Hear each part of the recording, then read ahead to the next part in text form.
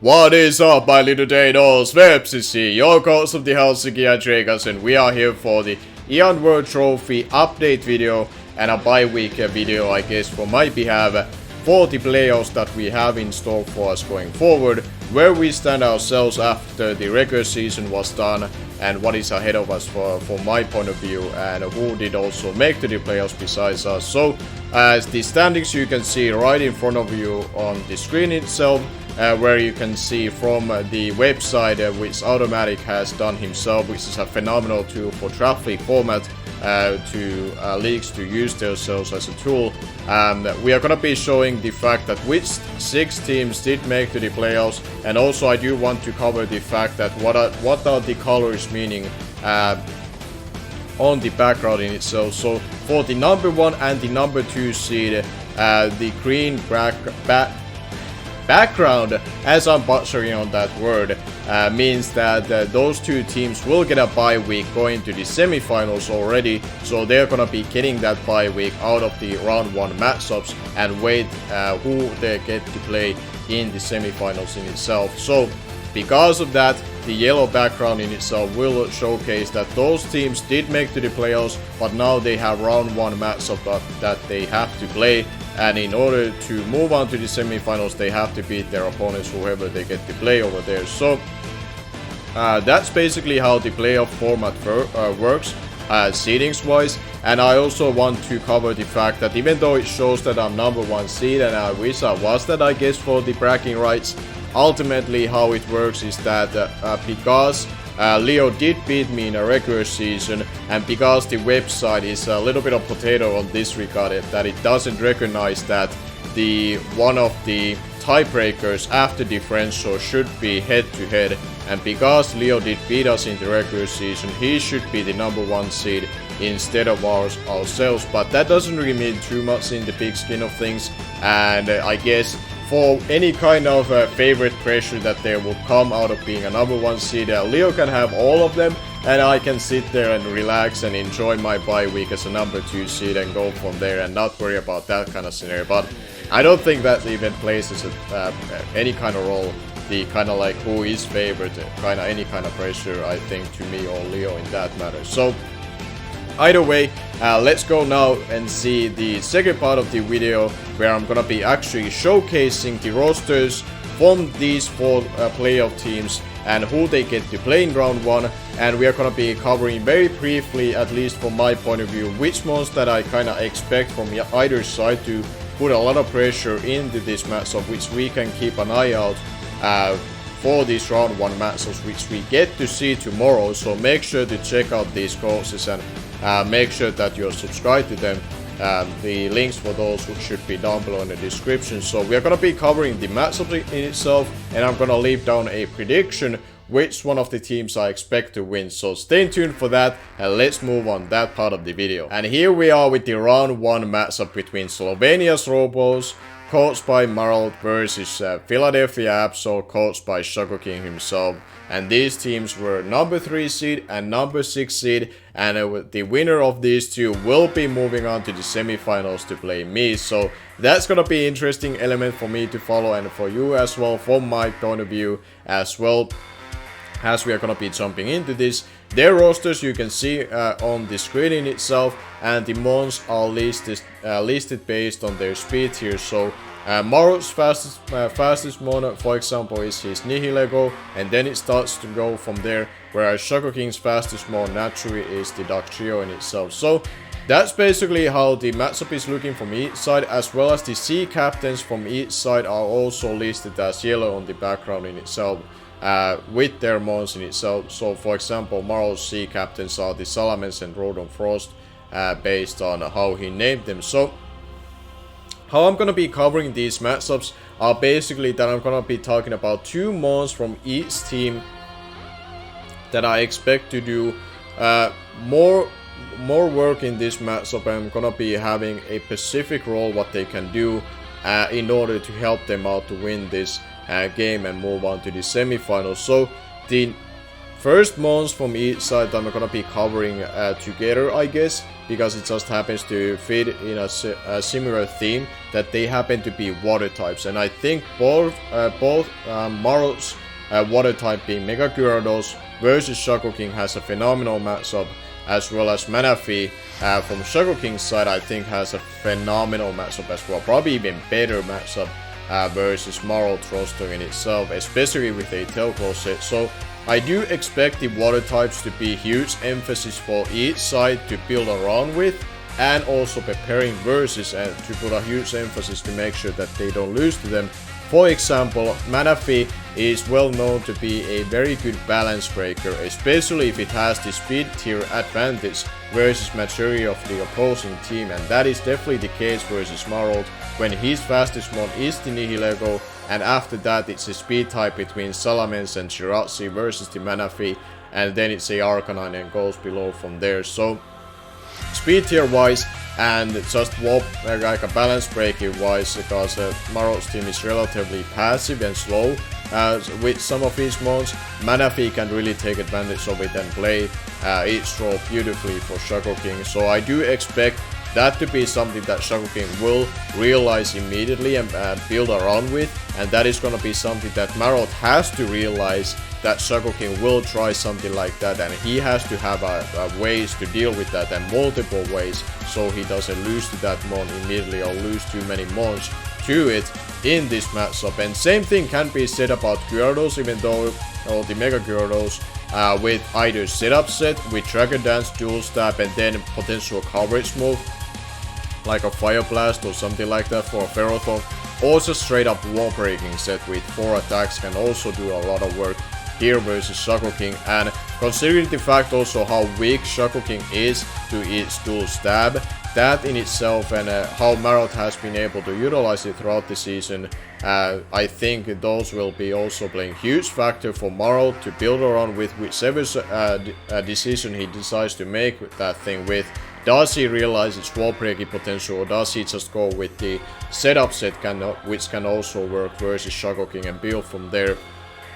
And the other two mons that I do want to cover from each side that I think also have a little bit of X factor into it. They are not necessarily the easy threats to recognize immediately, but I think they will be causing headaches from each side to expect them also to come for their specific reasons. And for Marot's side, I especially think there's a specific reason it to come with a Choice Scarf item, and that is going to be the Rotom Frost. I think Rotom Frost with its Dual Stab is just too valuable versus Shaco King when he has the Mega Latios, he has the Manaphy, he has the Dugtrio, he has the Arceus, and his Volt Switch immunity is the Dugtrio in itself as it is. So I think Choice Scarf Rotom Frost makes a lot of sense here, and I feel like it's also mandatory for Marot having to bring something like that to deal with Manaphy. He cannot bring a team that is going to be slower than Manaphy and expect to always to have enough health to take the +3 hit from it. So I think that's going to be something that he's going to be building with as well, and he has showcased to be comfortable using that thing throughout this season. So I don't see it being unlikely that it would not show up, even though it's a lower tier electric type. And a Rotom Frost is not necessarily seen too commonly to be used in Draft League format, but I think here it's gonna be having a potentially really key element for Marot to be able to win it. So after that, we are gonna be talking about the X Factor from Shaco King's side, and this is basically between his Psychic types, being Mega Latios or Mew, but I decided to name Mew as the X Factor for basically the reason that it is Mew, because Mew, if it doesn't have a necessary key role for it to fulfill defensively wise versus certain matchups, and you can allow it to be basically anything, I think that in itself, in a player matchup like this, when you can have that kind of freedom potential, it can be a huge nuisance for Marot to try to even figure out what that thing is. Potentially, what are the options that could be versus him throughout the prep, and when the battle actually is happening. Obviously it's going to be very hard for him to immediately tell what it's going to be until the Mew starts going for its potential moves in itself. So those are the moves that I do expect to, not definitely show up from each side, but I also expect them to have a very key role for winning the matchup for each side. So my prediction which one of the coaches will win this round one matchup would be, and who I expect myself having to face in semifinals would be SlackOut. And the reason for that is based on the matchup on paper, as well as the fact that how much I respect him as a coach. And while I have seen Marot playing throughout this season and also in the UBLD league, and he's definitely a good coach, and that's why he is in the playoffs, because he definitely knows his stuff. But I just see SlackOut to be tier higher level of a coach than Marot necessarily is himself, and I think based on the matchup in itself on paper, especially the mana feed itself, is just a really the game breaker for me. I think if SlackOut just executes that mod properly, knows what are Marot's way to deal with it, and just play around them properly and has good ways to deal with them on his prep, I think he should be winning this matchup. And mentally, I'm already a little bit thinking that SlackOut will be my next opponent, and that's what I'm expecting to happen. But I don't know the result of this game as I'm recording this right now, so I could be completely wrong. Marot might be coming up with some really cool sets and really efficient ways to deal with this matchup and make the quote-unquote upset. I guess from my point of view, how I would see it being an upset from what I think. And if he's able to do that, you know what, I'm completely open for the idea of getting to play him as well. Especially because Marot's team is actually something that I have not played this season, whereas versus SlackOut I already played him on week 2. But that is going to be it for this matchup, and now we go into the matchup versus John Jr. and Automat. Here we are with the round 1 matchup, which is going to be between John Jr. and Automatic, and the winner of these two will be going up against Leo, aka 6-foot Hacks, in the semifinals in itself. And the rosters are going to be listed as the left side, of which you can see on your screen is going to be John Jr.'s roster, and the one on the right side is the Automatic's roster. And the same thing goes with the C captains, and the speed tier wise, it goes the same way how I listed how it was for the previous matchup in itself. So I'm not going to be covering that yet again and how it works.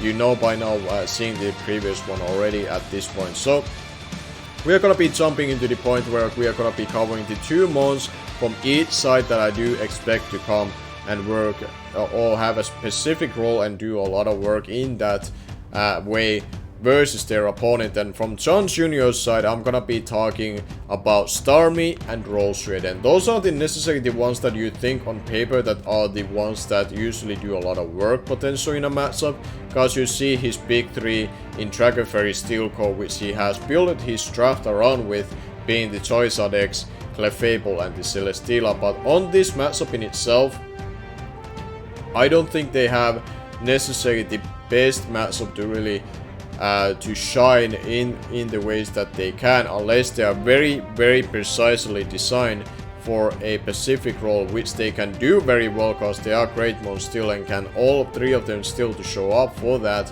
But I think the ones that can really help John Jr. to win are the Starmie and the Rollstreet, and those 2 just with 4 attacks and then deciding the item whatever John Jr. would feel comfortable with can do a lot of work here, because Starmie with just Hydro Pump, Psy Shock, Ice Beam and the what was the last move? Thunderbolt in the electric terrain basically hits everything neutrally, if not super effectively, with its dual stab or with those 2 coverage moves being the Thunderbolt or Ice Beam. So I think Starmie can play a huge role in that regard, and I would expect it to be not necessarily choice card, but it could be like Expert Belt, Life Orb or whatever, like just analytic boosted, just send it in where after getting momentum with something, or just predict it properly and get it in for free. And from John Jr.'s perspective, and just clicking buttons with that thing versus Automatic's roster, which is relatively weak to offensive water types with proper covers and stab, which Starmie has going for it in itself and for this matchup, and why I name it as a potential threat to see from John Jr.'s side. That could play a potentially huge role when we see tomorrow, hopefully, this battle from between the 2. And the Rollstreet in itself is very similarly how I visual it be as a set, but to me, potentially like a choice card for Rollstreet could be really good here, versus automatic, cause its dual stab hits the Tapu Koko and the Greninja super effectively with grass move and the poison move in itself. Then it can have the extra sensory to hit the Gengar super effectively, and now, unless the Gengar is Choice Scarf, he can outspeed it and potentially kill it already like 2 rounds of rocks in itself. Or even after rocks, it could be a potential roll. I don't remember exactly the calcs, but I would expect it to do a lot from roll straight to a Gengar in itself. And then we obviously would have the Hidden Power Fire Technician boosted for the Mega Scissor, and with those 4 moves combined, like Choice Scarf or not, roll straight can do a lot of work similar to Starmie with the 4 moves that I named myself. So those are the things that I expect to come, like the 2 mons from John Jr.'s side, and I hope he does go with the offensive route with them, because I do expect those to be his best ways to win. And from Automatic side, the 2 mons that I would be naming would be Tapu Koko, obviously, and then it's going to be the Diggersby. And Tapu Koko's case is basically the fact that, yeah, it is Tapu Koko, it's the best mon in the format. It literally showcases how this generation has been played out as a fast, offensive, pivoting meta, and that thing literally owns it for itself and kinda sets the bar for the rest in the traffic format as a mon in itself to fulfill in that kind of role. And I feel like in this matchup it can literally showcase it at its finest with just dual stab, roost and a U-turn, or just 4 attacks with adding Grass Knot for the Donphan, or Brave Bird for the roll straight in itself. The Tapu Koko in itself can just go in, force the things in that it will lure in, either Bulky Charizard X, Assault Vest Donphan, or the roll straight with combined with Cobra Berry. So it's gonna be luring consistently something from those 3, and if Automatic has something to take advantage of each one of them properly, Automatic can really play this out easily to his advantage, like the matchup from my opinion, or from my point of view. I think on paper wise this is definitely in Automatic's favor to win what he has available versus John Jr.'s team. And why I say that is because the John Jr.'s best 3 mons on his draft, based on what you pay for them and basically what they are his Dragon Fairy Steel copy, the Charizard X, Clefable, and the Celesteela. And Automatic has great ways to deal with all of them, especially Clefable and Celesteela. I think he has phenomenal tools to break them down and switching into them. So it's literally after that, as long as Automatic deals with the Charizard X plus the rest, he should be really well covered matchup wise on paper how he can prepare for this. So that's why I'm kind of leaning towards Automatic on paper wise, and now covering the Diggersby as well. How I could see it being an X factor for Automatic would be that it can function as a wall breaking role for this week for himself, because it can sort of take advantage of the things that would defensively was switching to Tapu Koko, barring I guess the roll straight in itself. But the other things like slower, fatter things, I think Diggersby can really take advantage of, and I don't expect something like Clefable in this particular matchup to be unaware, for example.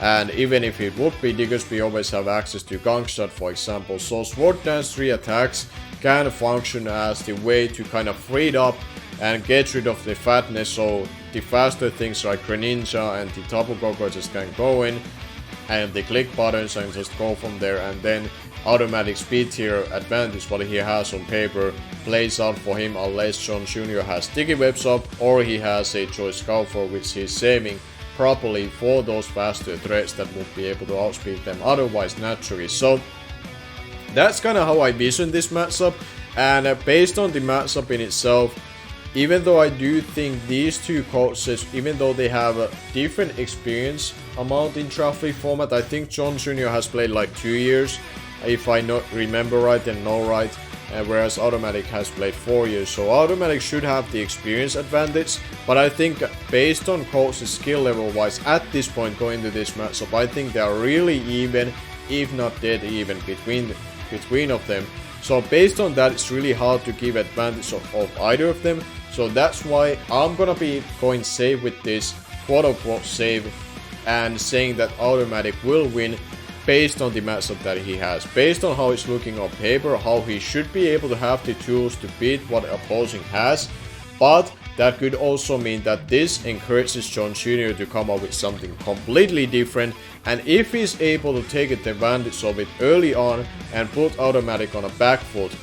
Automatic has showcased his weaknesses throughout his battles, what I have seen, that if you are able to take a foothold of him early on and you force him to make a mistake or feel like he lost an important for himself, he can choke that game away earlier on. So if John Jr. can have that up-tempo foot immediately from the get-go in a disadvantaged matchup, that could be a way for John Jr. to make a quote-unquote upset in a matchup that people, if they knew the matchup like we can tell from here, would expect him to lose and not be able to have a chance to win over his opponent. But we have to see how this is gonna be playing out. As I said, my predictions going forward will be that Shaco King will play versus me and the Automatic will be playing versus Leo. But we could be, I could be very wrong on this. Let me know your predictions on the comment section below. Make sure to subscribe and follow these coaches. Their YouTube channels will be down below in the description, so make sure to check them out. These battles should be going out tomorrow on Wednesday. If they don't, that's on coaches, but I'm banking on the fact like it was announced to us that they play tomorrow and they will upload them tomorrow as well, or by tomorrow, what I should say. So stay tuned for that. Our semifinals will be coming here on next week's Wednesday when we go up against either Shaco King or Marot. Stay tuned for that. Thank you all for watching, and until then, I'm gonna be seeing you guys later.